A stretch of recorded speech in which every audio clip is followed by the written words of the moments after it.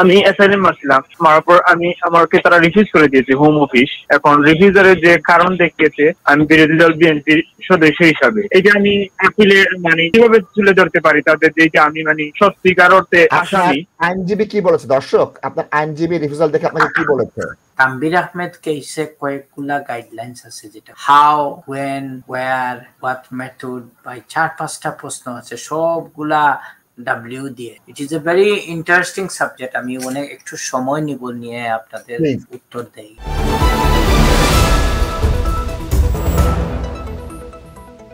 ধন্যবাদ ধন্যবাদ। কলে চলে যাচ্ছি। দর্শক আসসালামু আলাইকুম। ওয়ালাইকুম আসসালাম। প্রশ্ন করুন, তাজ ভাই জবাব দেবেন। ওয়ালাইকুম আসসালাম। স্পষ্ট শুনতে পাচ্ছি। প্রশ্ন হচ্ছে, আমার ফার্স্ট কোয়েশ্চন হচ্ছে যে আমি অ্যাসাইনমেন্ট মারছিলাম, মারার পর আমাকে তারা রিফিউজ করে দিয়েছে হোম অফিস। এখন রিফিউজারের যে কারণ দেখিয়েছে, আমি দুটো মামলার পলাতক আসামি দেখিয়েছিলাম বাংলাদেশে, আমি বিরোধী দল বিএনপির সদস্য হিসাবে। এখন তারা ওগুলা বলছে আর কি তানভীর আহমেদ আইএটি 2002 ইউকে আইএটি মামলার সাথে সঙ্গতিপূর্ণ বিবেচনা করা হয়েছে। আর কি মামলাটা আমার পক্ষে আসার জন্য এই ধরনের আমি পলাতক আসামি দেখিয়েছি। এটা আমি আপিলে কি ধরনের কিভাবে তুলে ধরতে পারি তাদের যে আমি সত্যিকার অর্থে আসামি। আইনজীবী কি বলেছে দর্শক? আপনার আইনজীবী রিফিউজাল দেখে আপনাকে কি বলেছে? আমার সেকেন্ড কোয়েশ্চন হচ্ছে যে আমরা যারা দর্শক বিভাগে আমরা আমাদের ডকুমেন্ট তারা কিভাবে আমরা এগুলো মোকাবেলা করব? দর্শক আপনি শুনছেন না, আপনার আইনজীবী কি বলেছে আপনাকে? তানভীর আহমেদ কিভাবে সুপারসিড করতে পারবেন? আপনার আইনজীবী আপনাকে এই বিষয়ে কি পরামর্শ দিয়েছেন দর্শক? নাসিম ভাই উনি লাইনে নাই, তো বলেন দাস, আপনি বলেন। আপনি হয়তো শুনতেছেন এবং অন্যান্য যারা আছেন। ইট is a very interesting subject. আমি অনেক একটু সময় নিব নিয়ে আপনাদের উত্তর দেই। তানভীর আহমেদ হচ্ছে কি 2002 সালের একটা কেস, একটা পাকিস্তানি কেস। এবং এই তানভীর আহমেদটা হচ্ছে গিয়ে আইনের একটা ডং রাখি, এটা সব সময় মেনশন করা হয়। According to the Tanvir Ahmed guidelines আমরা ডকুমেন্টের রিলায়েবিলিটি অ্যাকসেপ্ট করতেছি না। তানভীর আহমেদ কেসে কয়েকগুলা গাইডলাইন্স আছে, যেটা হচ্ছে কি how, when, where, what method, by 4-5টা প্রশ্ন আছে, সবগুলা ডাব্লিউ দিয়ে। আপনি কিভাবে পাইলেন, কার কাছ থেকে পাইলেন, কিভাবে ডকুমেন্টগুলা ইউকেতে আসলো, ওই বিভিন্ন প্রশ্নের উত্তর আপনি দিতে হবে to establish that this document is reliable. এখন এটা তো হোম অফিস তাদের কথা বলবে। আপনি নাশিদ ভাই কোয়াইট রাইটলি সেড, এটা আপনি অ্যাড্রেস করতে হবে এই আপিল স্টেজে, এবং এটা যদি না করেন তাইলে কোর্ট থেকে কোনো ইস্যু পাবেন না। তারপরে যেটা হচ্ছে কি, আপনারা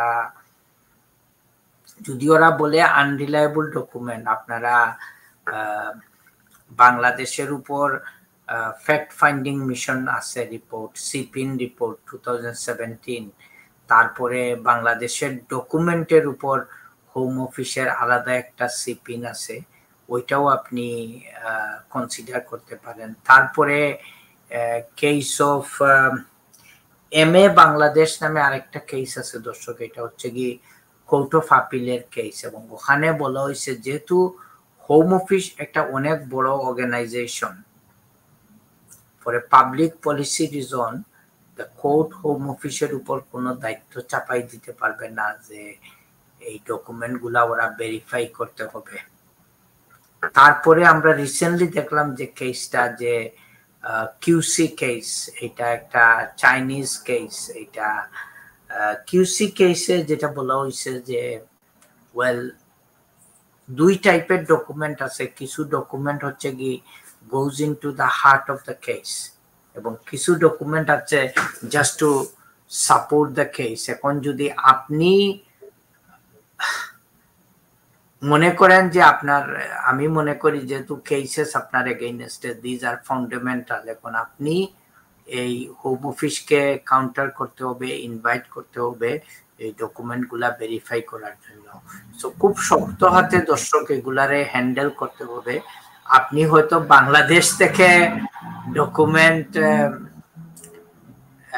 নিয়ে আসতে পারেন, কিন্তু এটা তেমন হেল্পফুল হবে না। ওরা বলবে এটা সেলফ সার্ভিং ডকুমেন্ট। এবং আমি আমার প্র্যাকটিসে দেখছি অনেকে ইভেন আইনি পরামর্শ নিয়ে বাংলাদেশ থেকে এক্সপার্ট রিপোর্ট আনেন, বাংলাদেশ থেকে কনফার্মেশন আনেন যে এই কেসগুলা ঠিকঠাক আছে। আসলে ওইগুলার তেমন একটা ওয়েট হোম অফিস দেয় না, আপনাদের টাকা পয়সাগুলো নষ্ট করে নাকি। তো এই দেখেন, আমি বলতেছি আর নাশিদ ভাই সব আপনাদেরকে একটা একটা করে দেখাইতেছে। সো এইখানে দেখেন দর্শক, এইটাই হচ্ছে কি ইস্যু, এইটাই হচ্ছে কি কেসের সময় দিতে হবে, এইটাই হচ্ছে কি এক্সপিরিয়েন্স হ্যান্ড দিয়ে এগুলা হ্যান্ডেল করতে হবে। এই দেখেন এগুলা অনেকগুলা ইনফরমেশন আছে যেটার আন্ডারে বাই আপনি আপনার দুইটা কেস যে রিলায়েবল এটা কোর্টকে স্যাটিসফাই করতে পারবেন। এটা কোর্টের দায়িত্ব নাই এই জিনিসগুলা ইনভেস্টিগেট করা। এবং এখন যদি আপনি এগুলা না করেন then it will be a problem. এখন আপনি যদি যান ইংলিশ ব্যারিস্টার আর সলিসিটারের কাছে, তারা বাংলাদেশ সম্পর্কে কতটুকু জানে, কতটুকু রিসার্চ করতে পারবে, ইট ইজ অলসো এই কোয়েশ্চন মার্ক। নাশিদ ভাই, আমি to be frankly with you, আমি একটা নাইজেরিয়ান একটা অ্যাসাইলুম কেসে কাজ করতেছিলাম আজকে। এটা আমার বার্মিংহাম অফিসের কেস। আমি কিন্তু এটা প্রিপারেশন করতে গিয়ে আমার কিন্তু প্রায় ঘন্টার উপরে সময় গেছে। I had to do some background research. যেহেতু আমি ওই দেশ থেকে রেগুলার কোনো কেস করি না, এই জন্য I needed to know exactly on that specific issue between Muslim and খ্রিস্টান ম্যারেজের মধ্যে, মানে যদি বিয়ে হয় তাইলে এটা কি ধরনের প্রবলেম হইতে পারে। I had to do the research and get an answer.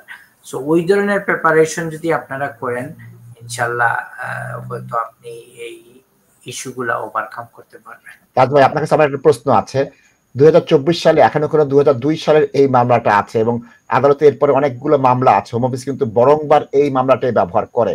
এটার বিরুদ্ধে একটা চ্যালেঞ্জ আসা উচিত আমি মনে করি। তাজ ভাই, নাসিব ভাই, এগুলা তারা ইচ্ছাকৃত এই জিনিসগুলা করবে না, বা ওই যে আরেকটা কমন রিজন ওরা দেয় যে তুমি low level political activist, according to our সিপিং 2020 তোমার বাংলাদেশে গেলে লো লেভেল পলিটিক্যাল অ্যাক্টিভিস্টের কোনো প্রবলেম হবে না। কিন্তু we are now running 4th ইয়ার, মানে আমরা 2020 সালের রিপোর্ট, এখন আমরা 2024 এর মিডলে। সো ইস্যুটা হচ্ছে কি, there are many other reports which go against the finding in the CPN in 2020, এবং এটা যদি আপনি এবং আপনার লিগ্যাল রিপ্রেজেন্টেটিভ যদি এটা শক্ত হাতে হ্যান্ডেল না করে, যদি জাজকে না বলা হয়, এক্সপ্লেইন না করা হয়, then they will not understand this.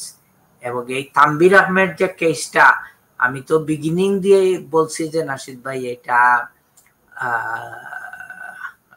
যেহেতু আইনের মানুষ নাসিব ভাই, এরপরেও আমি বলছি যে আমি এটা একটা ডিস্টার্বিং কেস। তো অনেক সময় আমি তো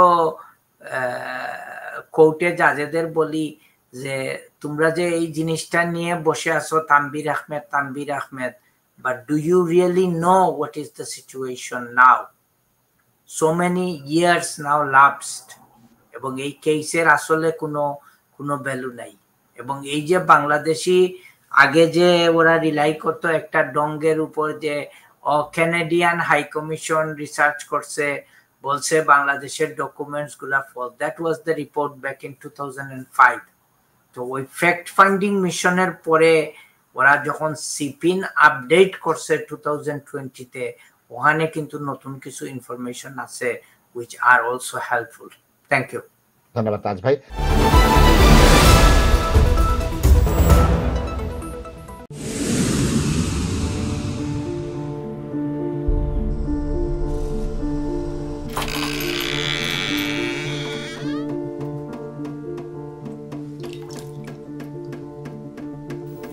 ইংল্যান্ডে আমরা চাইলেও অনেক কিছু করতে পারি না, অনেক ঝামেলা।